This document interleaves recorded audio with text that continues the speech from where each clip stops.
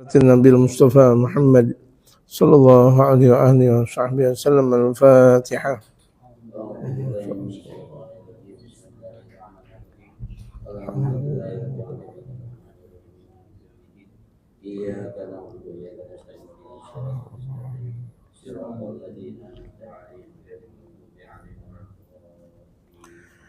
بسم الله الرحمن الرحيم. الحمد لله رب العالمين، والصلاة والسلام على أشرف الأنبياء والمرسلين وعلى آله وصحبه أجمعين، أما بعد. وقد قال المؤلف رحمه الله تعالى وأدام النفع به وبعلومه في الدارين آمين. قال jamaah mungkin bisa ke depanan, jamaah bisa ke depanan untuk bisa mengikuti sunnah Rasulullah Muhammad sallallahu alaihi wasallam.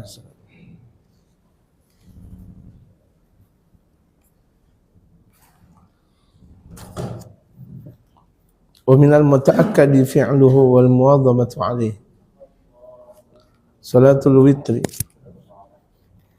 Qala Rasulullah sallallahu alaihi wasallam, innallaha witrun yuhibbul witra fa'utiru ya ahlal Qur'an. Wa kullu muslimin yu'addu min ahlil Qur'an li'annahu mu'minun bih wa mutalabun bil amali bima fihi. Wa qala alaihi salatu wassalamu al-witru haqqun faman lam yutir falaysa minna. Wa aktsaru salatil witri 11 rak'atan wa aqalluha rak'atun wahidatun wa la yanbaghi al-iktisaru 'alayha wa la ba'sa bil iktisari 'ala thalathin. Pembahasan kita sebelum masuknya kita ke tahun baru 2026. Banyak lupa saya kalau tahun baru itu 2026. Karena memang sesungguhnya itu adalah hari biasa, kemudian dijadikan sebagai hari bersejarah buat dunia. Padahal menurut kita kaum muslimin itu adalah hari-hari yang biasa saja. Penjelasan kita apa yang telah diungkapkan oleh Al-Imam Al-Haddad dalam kitab An-Nasaih Ad-Diniyah. Ini beliau berkata, ini beliau mujaddid di era 12. Di 1200 tahun beliau adalah seorang mujaddidnya. Innallaha yab'atsu, Allah membangkitkan fi kulli ra'sin mi'ah sanah, di setiap 100 tahun, man yujaddidu hadzal din, yaitu orang yang mereformasi agama ini.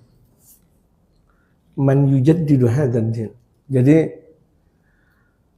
dalam setiap zaman orang yang dekat dengan seorang mujaddid dia beruntung. Seperti kita kerja, kalau cuma sekedar kerja doang enggak beruntung.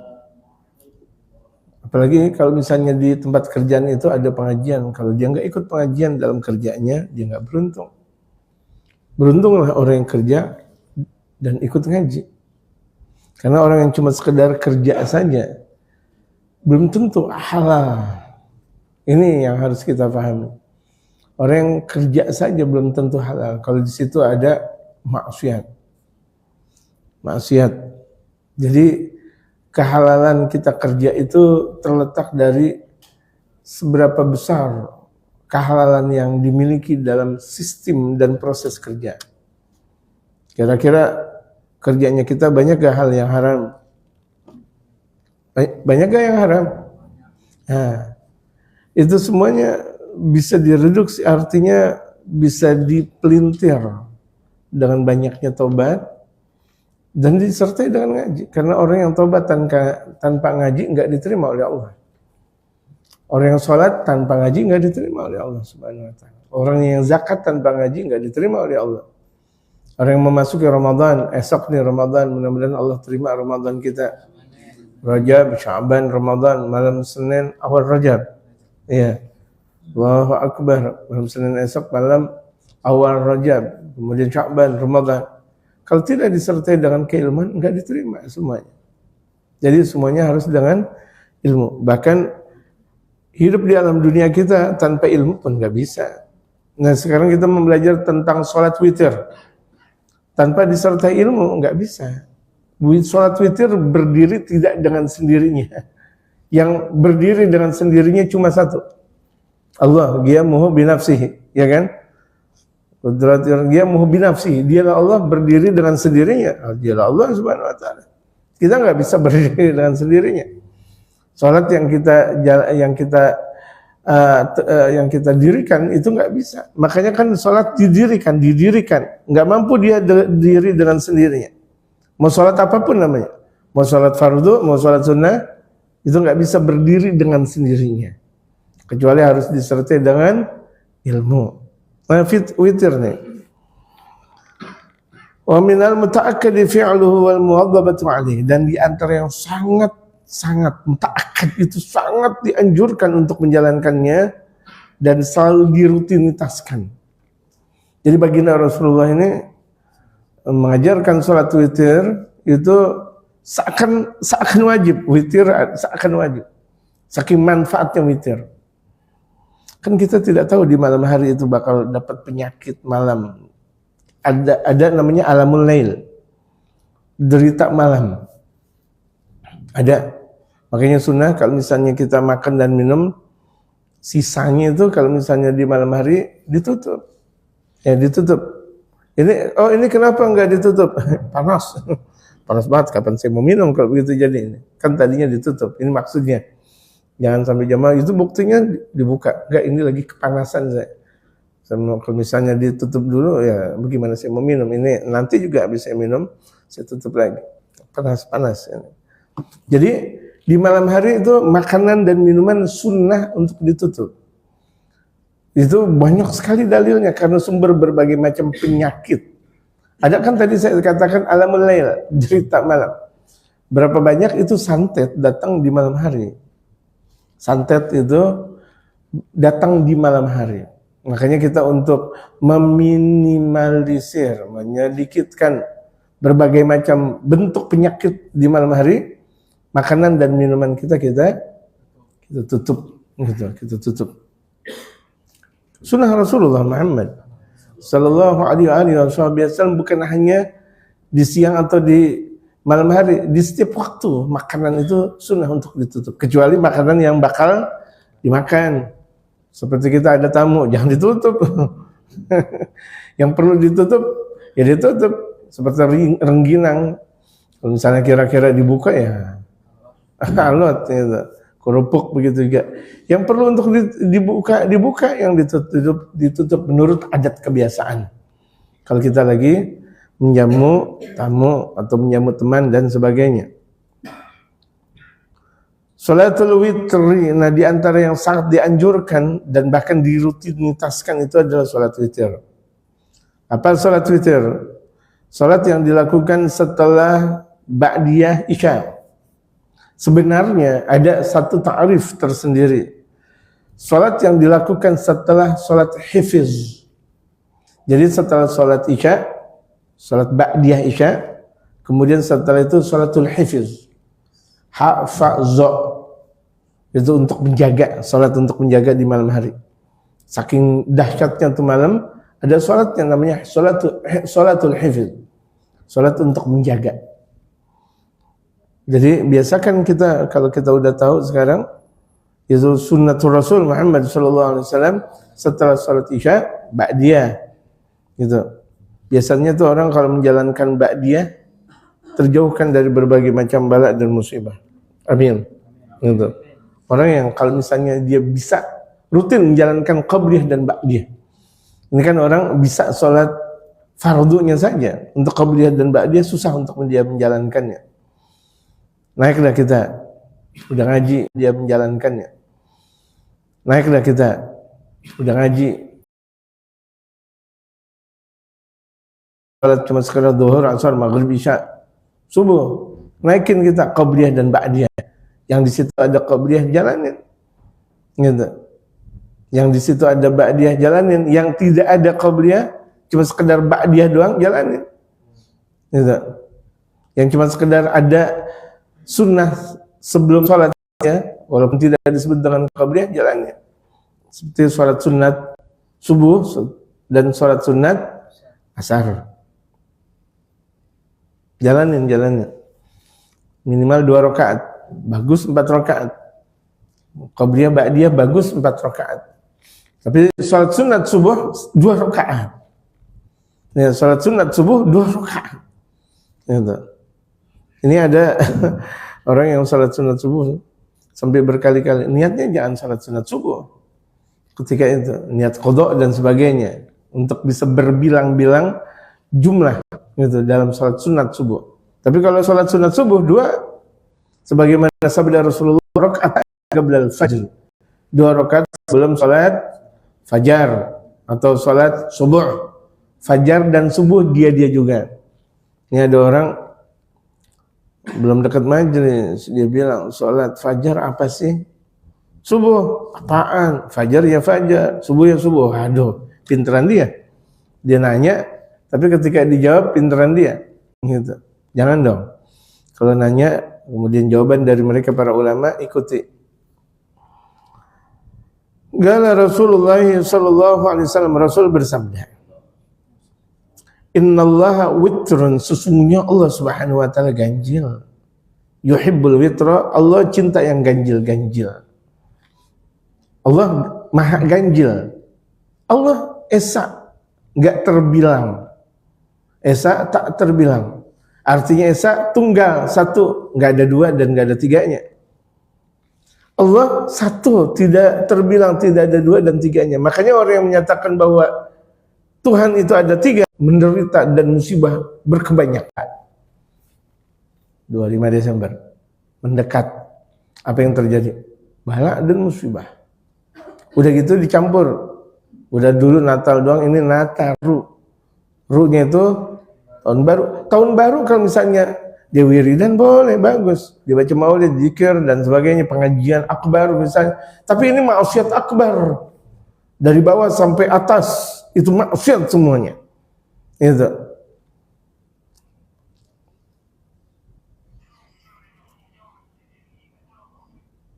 Apa tuh yang kayak balon apa? Yang dipakai perempuan? Kondom. Kondom terbanyak yang dibuang-buang di malamnya dunia. Kondom terbanyak yang dibuang-buang di malamnya dunia itu adalah malam tahun. Bagaimana Allah tidak murka? Bagaimana Allah tidak murka? Nah, kita nih udah tahu nih, sebentar lagi musibah lebih sempurnanya lagi. Jangan dong, jangan ikut tahun baruan. Jangan pula ikut Natal bersama, tidak ada Natal bersama. Mau di kelurahan, mau kecamatan, mau dimanapun tidak ada kata-kata Natal bersama. Itu adalah hubungan dengan akidah. Kita Muslim, jamaah, Muslim nggak? Kita Muslim. Gak ada. Oh, mereka sholat Jumat berjamaah boleh gak? Gak ada larangan. Tapi mereka gak sah karena mereka orang kafir sholat Jumat berjamaah. Mau sholat zuhur aja berjamaah mereka gak sah. Kenapa? Kafir. Landasan pertama seorang muslim. Kewajiban untuk mendirikan agama adalah seorang muslim. Baik. Jadi ketika kita pahami di sini, sholat witir itu sebenarnya mampu untuk mencegah berbagai macam bala dan musibah. Cuma terkadang kita tidak rutin mendirikan sholat witir. Jangankan sholat witir, qobliyah aja enggak, qobliyah isya. Betul. Ba'diyah isya apalagi. Udah ba'diyah isya, udah apalagi kalau udah makan malam di situ. Aduh, lemas, ngantuk.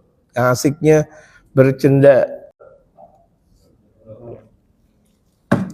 gurau dengan keluarga, anak istri, dia lupa. Bahkan terkadang dia kesana dan kesini, dia lupa. Ada hak yang dia jalankan. Ada kewajiban yang dijalankan maksud saya. Walaupun hukumnya sunnah, tapi kekuatannya wajib. Salat witir. Bahkan dalam mazhab Imam Abu Hanifah, dalam syariatul Islam, fikih yang sudah mudawwanah, fikih yang sudah terbukukan secara sempurna itu fikih mazhab Imam Abu Hanifah, Imam Malik, Imam Muhammad bin Idris Asy-Syafi'i dan Imam Ahmad bin Hambal. Itu fikih yang sudah termodif, fikih yang sudah terbukukan secara sempurna. Adakah ada fikih yang tidak termodif? Banyak. Ya, aturan fikih yang tidak termodifikasi, yang tidak tersusun dengan lengkap, yang dibukukan dengan sempurnanya. Imam Sufyan, gitu, banyak gitu. Cuma mereka fikihnya tidak termodif, tidak terbukukan. Andaikan terbukukan tidak secara sempurna. Gitu. Nah, yang secara sempurna itu 4 mazhab yang tadi saya sebutkan. Menurut mazhab Imam Abu Hanifah, witir menurut mazhab mereka itu wajib. Jadi sholat witir menurut mazhab Imam Abu Hanifah wajib. Dan kita mau ngambil enaknya aja. Nanti ini kita zakat, kita ambil aja mazhab Imam Abu Hanifah. Pakai apa? Pakai duit. Giliran mau yang enak-enak ngambil di Imam Abu Hanifah. Giliran sholat witirnya enggak ngambil pendapat Imam Abu Hanifah. Enggak adil. Enggak adil. Coba kalau misalnya ente mau ngambil mazhab Imam Abu Hanifah, zakat. Berarti zakat pakai uang. Oke, enggak usah pakai beras. Boleh, boleh. Tapi ingat, witirnya wajib. Jamaah. Dengar enggak? Ingat, witirnya wajib. Saya mau witir ngambil mazhab Imam Syafi'i aja. Bagaimana? Kok mazhab diputar balik? Ya, mazhab itu ambil secara konsekuensi. Menurut kaidah-kaidah yang berlaku. Bahkan dalam pendapat ulama, talfik itu haram. Talfik artinya talfik mengambil yang enak-enak dalam madhab. Seperti tadi tuh saya katakan, kalau giliran zakat ngambilnya Imam Abu Hanifah, udah pakai uang saja gitu. Giliran witir, enggak, saya ngambil mazhab Imam Syafi'i aja. Imam Syafi'i witir sunnah. Waduh, berarti talfik dia ngambil yang enak-enak saja dalam mazhab. Enggak boleh yang seperti itu. Ini jamaah. Jadi konsekuensi kita mengambil salah satu dari imam mazhab yang ada itu merupakan sebuah kewajiban. Kewajiban. Kalau misalnya itu aja merupakan sebuah kewajiban, bagaimana kalau misalnya ada orang tak bermazhab? Enggak bisa. Di zaman sekarang orang tak bermazhab enggak boleh. Karena masing-masing mazhab itu ada runtutan hukum yang sangat luar biasa indahnya dalam istinbatul hukum. Istinbatul hukum artinya pengambilan proses hukum. Seperti kalau kita belajar fikih, ada usul fikihnya. Berapa banyak orang belajar fikih nggak belajar usul fikih? Akhirnya itu pemahamannya matikan hukum. Coba dia belajar usul fikih. Sebagaimana seseorang belajar tafsir karena di situ ada ilmu tafsir. Gitu. Dan itu ijma'. Artinya ijma', kesepakatan mereka para ulama-ulama saleh. Wa kullu muslimin yu'addu min ahli al-Qur'an li'annahu mu'minun bih. Karena setiap muslim sesungguhnya Allah Subhanahu wa taala ganjil cinta kepada yang ganjil. Maka witirlah kalian wahai ahlul Qur'an. Fa'autiru, maka salatlah salat witir. Ya ahlul Qur'an, wahai orang yang diberikan Al-Qur'an. Hanya muslim, umat Nabi besar Muhammad yang diberikan Al-Quran. Umat selain Nabi Muhammad enggak diberikan Al-Quran. Ada Tauratnya, ada Zaburnya, ada Injil. Kalau disebut dengan ahlul Quran berarti umat Nabi Muhammad. Wa kullu muslimin yu'addu min ahlil Qur'ani. Setiap muslim dianggap sebagai ahlul Quran. Ini muslim nih zaman Nabi Muhammad sebut dengan ahlul Quran. Karena apa? Karena muslim diberikan Al-Quran. Umat sebelum Nabi besar Muhammad enggak diberikan Quran. Walaupun ada Injil, tapi kan namanya bukan Quran. Taurat, Zabur, Suhuf, dan sebagainya. Li'annahu mu'minun bih, karena dia beriman kepada Al-Quran. Ya, di antara orang beriman, yaitu beriman kepada Allah, kepada Rasulnya, dan kepada kitab-kitabnya Allah.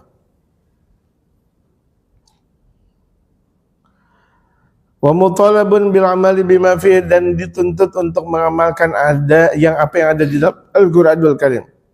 Al-Qur'an pegangan hidup dan wajib kita jalankan.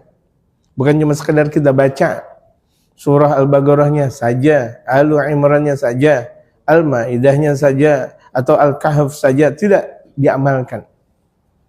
Jadi bagaimana kehidupan kita memproses diri untuk mengamalkan Al-Quran dan hadis dengan bimbingan mereka para ulama. Jadi artinya belajar Al-Quran wajib, mengamalkan Al-Quran wajib. Belajar Al-Quran dengan tajwid. Bismillahirrahmanirrahim wajib, dan mengamalkannya wajib. Mengambil keilmuan yang ada di dalam Al-Quranul Karim wajib, dan mengamalkannya juga wajib. Wa qala alaihi salatu wassalamu, Nabi sallallahu alaihi wasallam bersabda, al-witru haqq faman lam yutir falaysa minna. Salat witir itu adalah benar. Ada yang mengatakan wajibun. Hak di situ artinya wajibun, artinya wajib. Ada ulama menerjemahkan itu. Faman lam yutir falaysa minna. Orang yang tidak salat witir berarti dia bukan kelompok kami, kata Rasulullah. Berarti orang yang tidak salat witir bukan kelompok Rasulullah, berarti bukan umat Rasulullah. Ini ditakwilkan oleh Imam Abu Hanifah, berarti salat witir wajib. Iya kan? Berarti salat witir wajib menurut Imam Abu Hanifah. Orang Rasulullah tegas, faman lam yutir falaysa minna. Orang yang enggak salat witir berarti dia bukan kelompok kami dalam sabda Rasulullah. Allah. Imam Syafi'i tidak. Maksudnya sunnah. Yang wajib sudah ada sebagaimana yang ada di dalam Al-Qur'anul Karim, zuhur, asar, maghrib, isya dan subuh.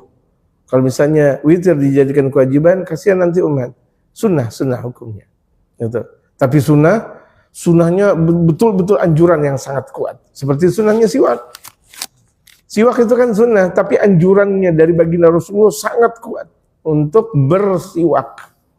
Kelihatan sederhana siwak, tapi untuk menjalankannya itu betul-betul baginda Rasulullah mengamalkan dan menegur kalau misalnya ada salah satu sahabat tidak bersiwak. Gitu. Seakan disuruh untuk pulang untuk ngambil siwak. Dalam satu majelis, misalnya ada satu yang tidak membawa siwak, dia mampu untuk beli siwak di luar, beli, kalau enggak ambil dari rumah. Sampai pentingnya siwak. Zaman sekarang kan orang malu bersiwak, lucu-lucu aja. Sunnah Rasulullah dijadikan barang malu. Tapi kalau dia ngerokok nggak ada rasa malunya. Bahkan saya terkadang ini kita lihat bukan cuma sekedar laki yang ngerokok, perempuan ngerokok nggak ada rasa malunya. Barang yang ketahuan makruh atau haram, rokok. Barang yang sudah ketahuan hukumnya antara makruh dengan haram, muslimin nggak ada rasa malu. Bahkan sebagian perempuan tadi saya katakan ngerokok nggak ada rasa malu. Sementara bersiwak sunnatul Rasul, dia malu. Apakah dia malu dengan sunnah Rasulullah Muhammad Sallallahu Alaihi Wasallam? Ini kita di negeri Muslim, negeri yang bermayoritas Muslim, masih kita malu menjalankan sunnah. Bagaimana ketika kita berada di negerinya kebanyakan orang kafir? La haula wala quwata illa billahil aliyil azim.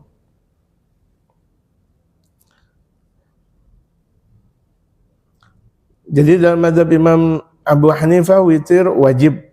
Dalam mazhab kita Imam Syafi'i witir sunnah. Jamaah mau pindah mazhab Imam Abu Hanifah? Jamaah? Pindah aja dah. Witir jadi wajib. Pindah ya? Pindah? Oh. Nanti giliran zakat nanti pakai uang. Udah ada aja lagi. Giliran zakat pakai uang. Kalau mau Imam Syafi'i beras, makanan pokok, bukan uang. Uang mazhab Imam Abu Hanifah tadi saya katakan. Jangan terpelintir kita menjalankan amalan. Jangan kepelintir. Kalau misalnya ada yang menyatakan uang, mazhabnya boleh, Imam Abu Hanifah boleh.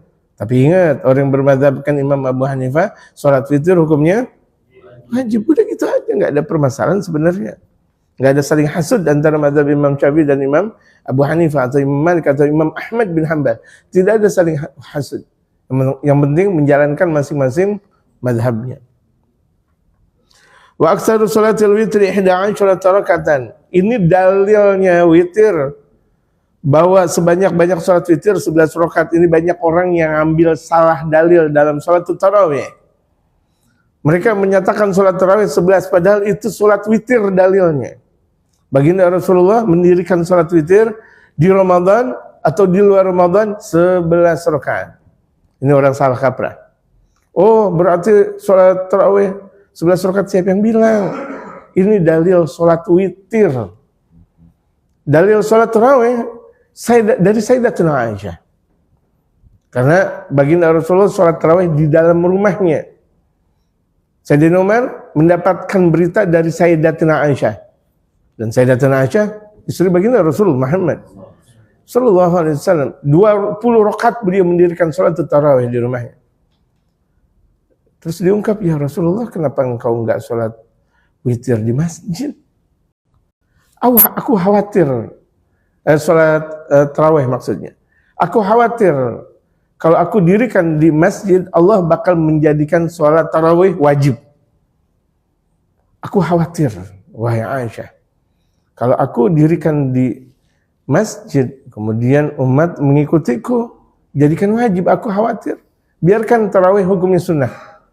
Jadi sampai di zaman baginda Rasulullah, sampai beliau mangkat, beliau tidak pernah mendirikan salat tarawih di masjid.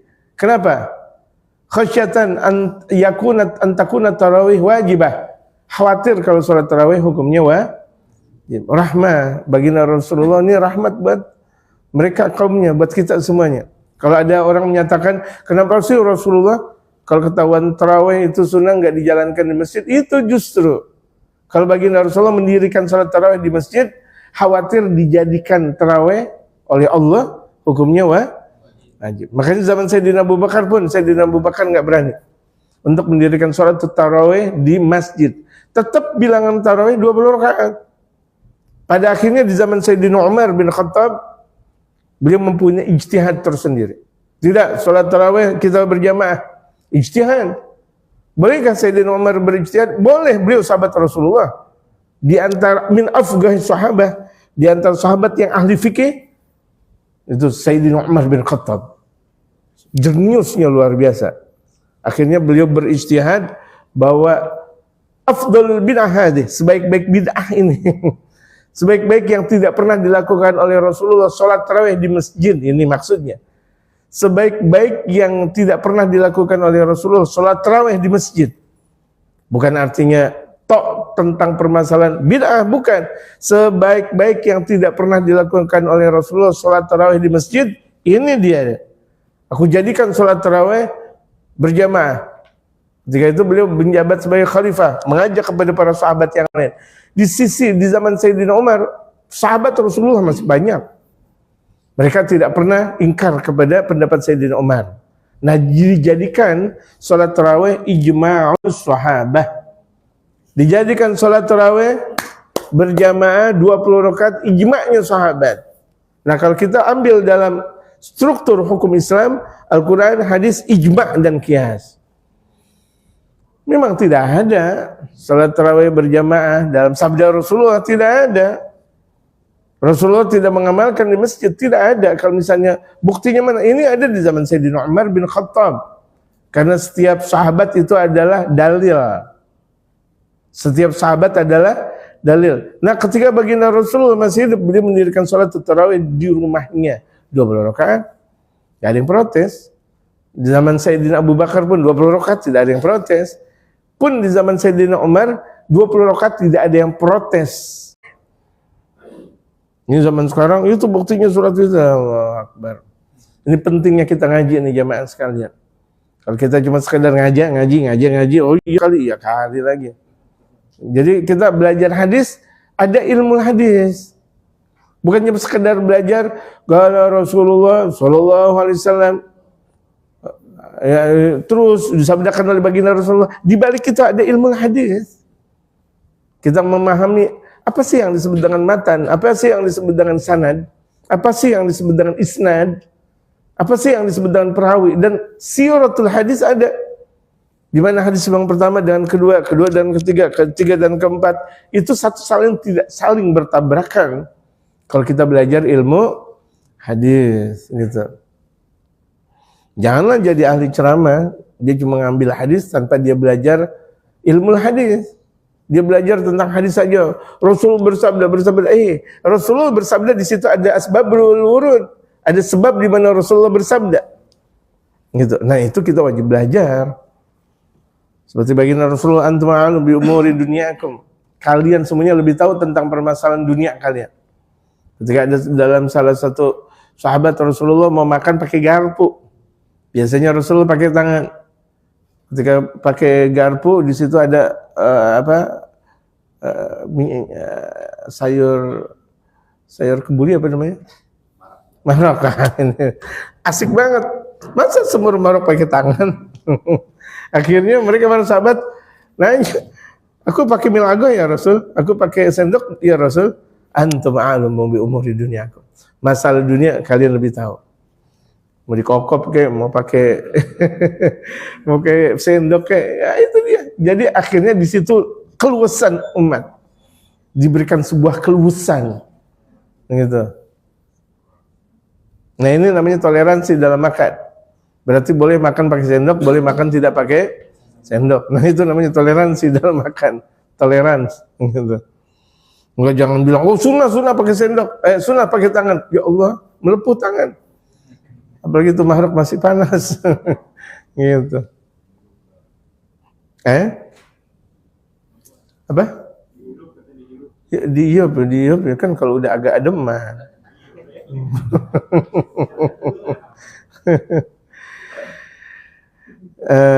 Itu insyaallah. Jadi sebanyak-banyak salat witir ada 11 rakaat wa aqalluha, dan minimal salat witir ini banyak kita nggak tahu nih. Rakaatun wahidatun, 1 rakaat. Jadi salat witir minimal 1 rakaat. Pernah gak kita jalanin salat witir 1 rakaat? Kita bilang, ente salat apa 1 rakaat? Padahal boleh. Kita salat witir 1 rakaat. Minimalnya. Aneh kan? Nah, itulah ngaji. Jadi yang aneh-aneh terbuka di sini. Wala yang bagil iktisaru 'alaiha, tidak boleh mengurangi dari 1 rakaat. Apaan? Ada enggak salat setengah rakaat? Makanya di sini wala yang bagil iktisaru 'alaiha, enggak boleh untuk menyedikitkan dari 1 rakaat.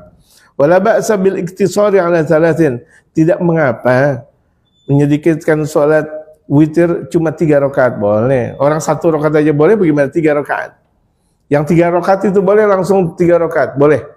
Ini amalan Sayyidina Abu Bakar Siddiq diantaranya. Ada 2, 1 sebagaimana yang sering kita lakukan di masjid dalam salat tarawih. 2, 1.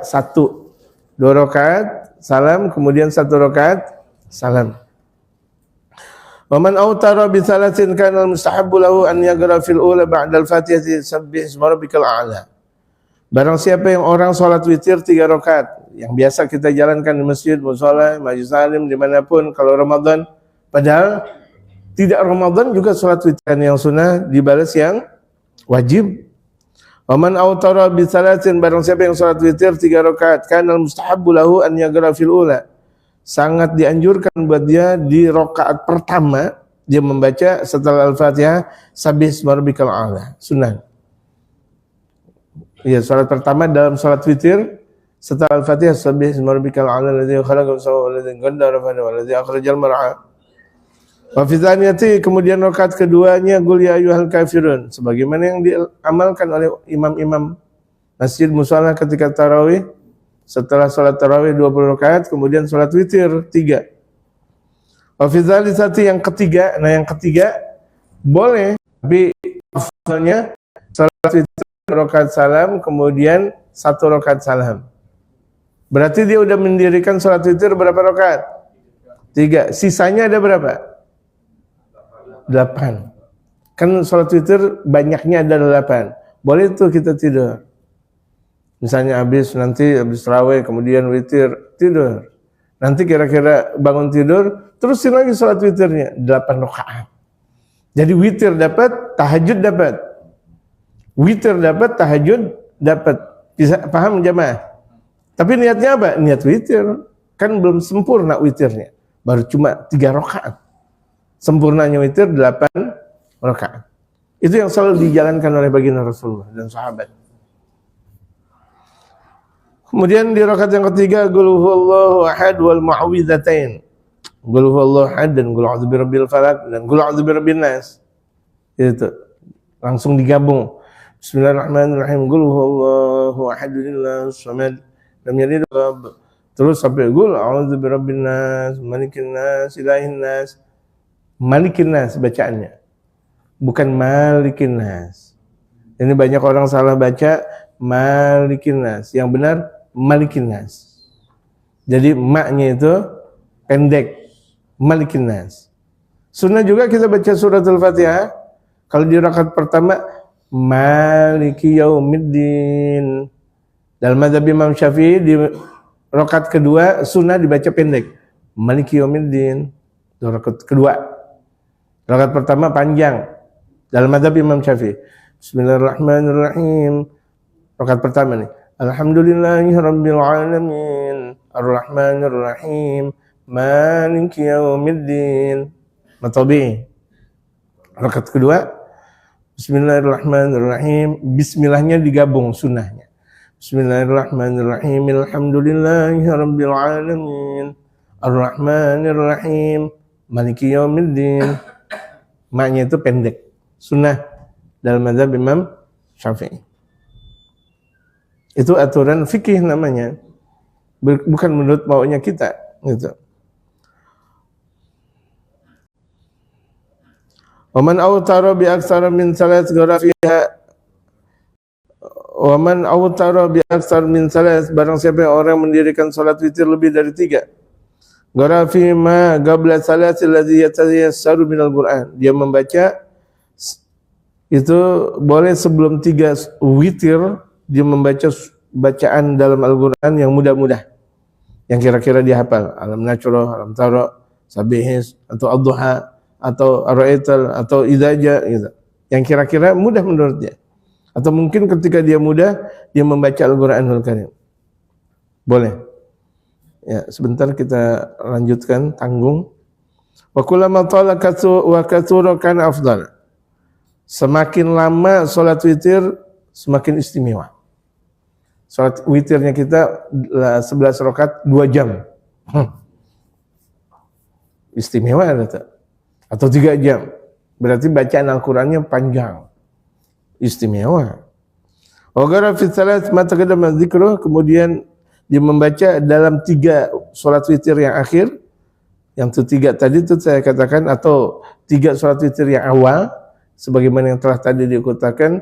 Yang pertama setelah Al-Fatihah sabihis, yang kedua kuliah, yang ketiga kulhu, qul a'udzu birabbil falaq dan qul a'udzu birabbin nas. Wal itaru min akhir lail afdalu. Tapi salat witir di akhir malam lebih bagus. Lebih bagus. Cuma ini bagi yang mampu. Jam 2, jam 3, Allahu Akbar. Kayaknya kita mampu gak? Kalau enggak ya berarti habis salat Isya aja udah. Habis salat Isya, salat ba'diyah, salat hifz, baru salat witir 11 rakaat. Liman kanat lahu 'adatun fil qiyam, ini bagi orang yang sudah menjadi kebiasaan itu dia selalu setiap malam tidak pernah luput untuk mendirikan salat witir kecuali jarang.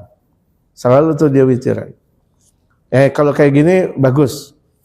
Waman laisa kadzalika, orang yang tidak punya kebiasaan bangun malam, ini seperti banyak orang enggak biasa dia bangun malam untuk salat. Dia biasa bangun malam untuk kencing. Ya, biasa bangun malam untuk kencing, bukan biasa bangun malam untuk salat. Fa itaru qabla an yanama khairun lahu wa ahwat. Nah, salat witirnya sebelum dia tidur lebih baik nih. Sebelum dia tidur, setelah habis salat Isya, ba'diyah, hafiz, salat witir dah lebih bagus, wa ahwat, dan lebih hati-hati daripada dia nanti enggak mendirikan witir. Wa mahma autara qabla naumihi, kapan saja tuh dia sudah salat witir sebelum tidur. Ini kapan saja dia udah salat witir 11 rakaat sebelum tidur. Atau 3 rakaat sebelum tidur. Tumastai qadha minal laili, kemudian dia bangun malam. Wa qasada an yusalliya, dan dia mau untuk mendirikan salat, fal yusalli ma badalah. Maka bolehlah dia salat apa yang dia mauin. Kan dia udah 3 rakaat. Kemudian dia tidur, dia salat apa yang dia mauin. Wa witrul awal kafi, dan salat witir yang pertama udah cukup. Misalnya 3 rakaat, habis itu dia sempurnakan lagi witir, atau dia udah 11 rakaat, habis itu dia tidur, kemudian bangun, dia mau salat apa aja boleh. Dia mau sholat apa aja boleh. Kan witir udah selesai. Witir yang pertama yang 11 rakaat udah selesai. Kemudian dia tidur. Kemudian dia bangun malam. Habis itu dia sholat apa? Sholat witir gak? Enggak, kan udah cukup sholat witirnya. Berarti di situ sholat maunya dia terserah. Tetap namanya tahajud. Wallahu a'lam.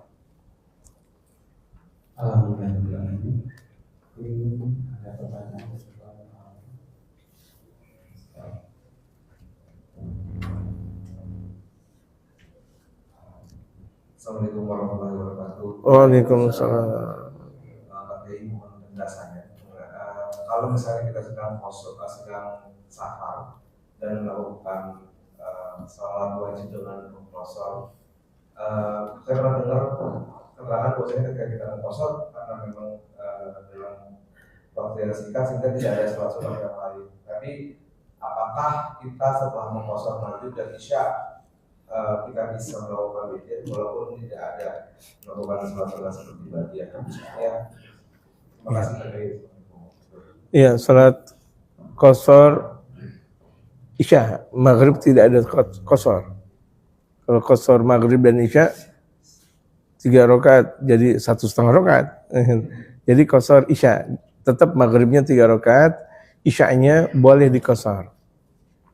Dan setelah kita sholat qasar isya, apakah boleh kita sholat witir? Sangat boleh. Bahkan setelah itu jangan witir dulu, ba'diyah dulu. Ba'diyah isya dulu. Bahkan sempurnanya orang udah misal kita dalam keadaan bepergian, kita di waktu maghrib dan isya boleh qasar. Pertama kita azan, kemudian sunat maghrib, habis itu qomat, berarti sholat maghrib jamak takdim dengan isya, kemudian sholat ba'diyah maghrib lagi, habis itu qomat, kemudian sholat isya jamak takdim dengan maghrib, habis itu sholat ba'diyah isya, habis itu sholat witir. Itu yang istimewanya seperti itu. Tapi kalau kita kan udah letih, capek, Allahu Akbar, udah dah, habis sholat maghrib langsung sholat isya, boleh.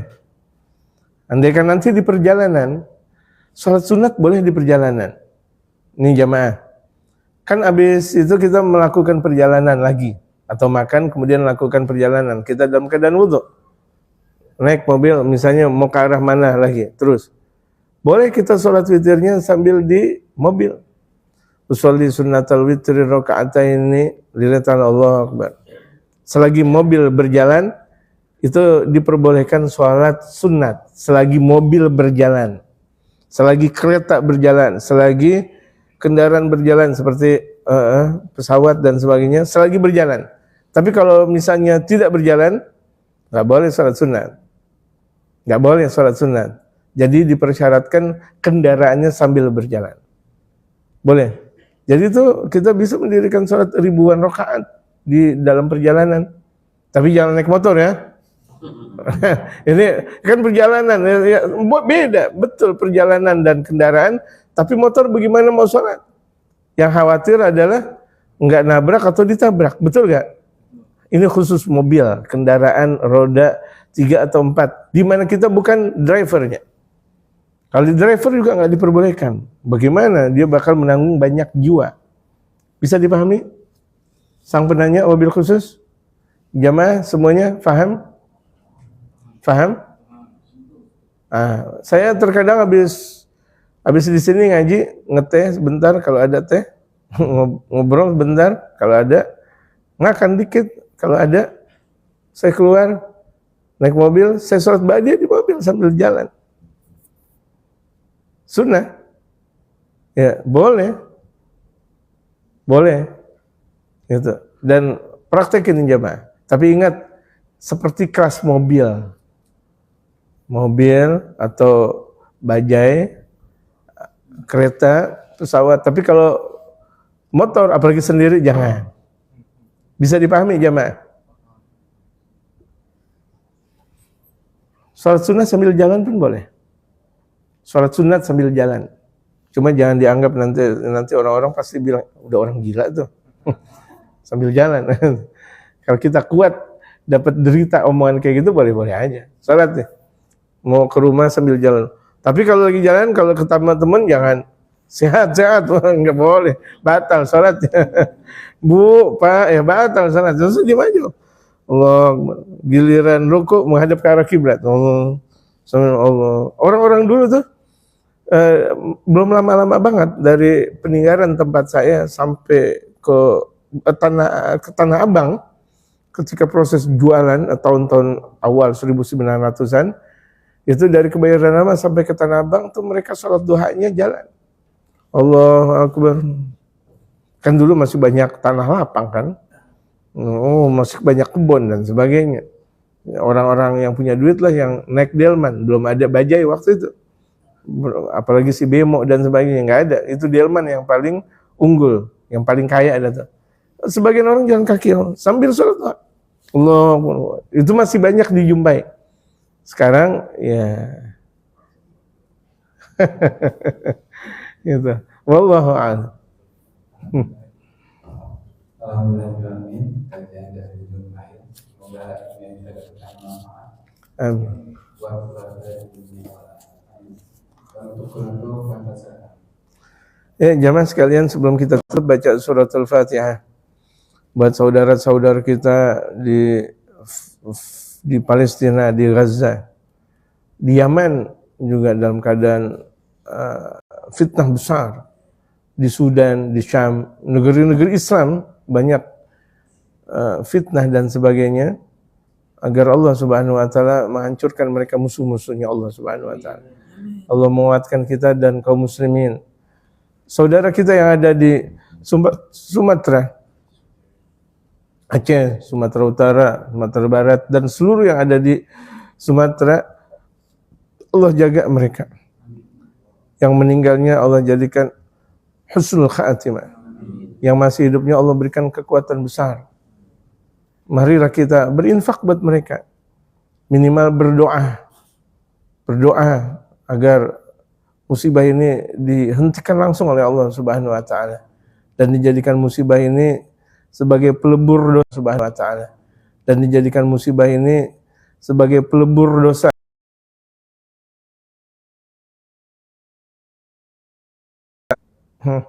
Mereka kebanyakan muslimin dari Acehnya. Muslimin Ramadan, apakah kita tega masuk Ramadan tapi mereka merasa mereka masih di pengungsian? Betapa derita di pengungsian jamaah sekalian. Dan kita yang ada di Jakarta nih, jangan sombong, jangan merasa. Makanya nggak pakai tahun-tahunan baru kita, nggak pakai tahun-tahun baru, nggak pakai. Apalagi itu ngedisko, ngedangdut, nggak pakai. Saudara kita dalam keadaan musibah, tahu diri dong. Kalau perlu duit kita, gajian kita, udah dapat gajian. Yang lain udah dapat gajian. Beberapa persennya buat mereka, gitu. Beberapa persen, saya nggak bilang 100%. Mau 2% ke, mau 3%, mau 5%, mau semakin banyak persen semakin bagus. Kirim buat yang kira-kira memudahkan untuk kita kirim dan sebagainya, terpercaya, amanah buat mereka, jamaah sekalian. Ya, jadi roda berputar. Minimal kita orang yang tidak kena musibah jangan berbuat tahun baruan. Nggak ada tahun baruan, apalagi jalan-jalan itu rompek, jalan-jalan dengan anak dan sebagainya. Nggak ada. Adanya zikiran di malam tahun baru. Adanya istighatsah, hisab, doa di tahun baru. Jangan kita ikut-ikutin Yahudi dan Nasrani. Dan kita ikutin Yahudi dan Nasrani. Itu mereka, perlakuan mereka untuk melakukan maksiat terbesar di alam ini, yaitu malam tahun baru. Jangan kita ikut-ikut, jangan kita ikut itu. Andaikan kita ada kewajiban untuk kamera di malam tahun baru, niat aja untuk dakwah. Tapi nggak usah pakai joget, udah diem aja, udah diem. Misalnya depan joget, ente kameramen, udah diem aja udah. Nggak usah ngelihat dan siapa, sambil istighfar yang banyak. Andaikan itu adalah derita kerja, ikutin kerja, tapi hatinya nggak masuk dalam ruang lingkup seperti itu. Bisa jamaah? Sawilah hadratin Nabi Al-Fatihah.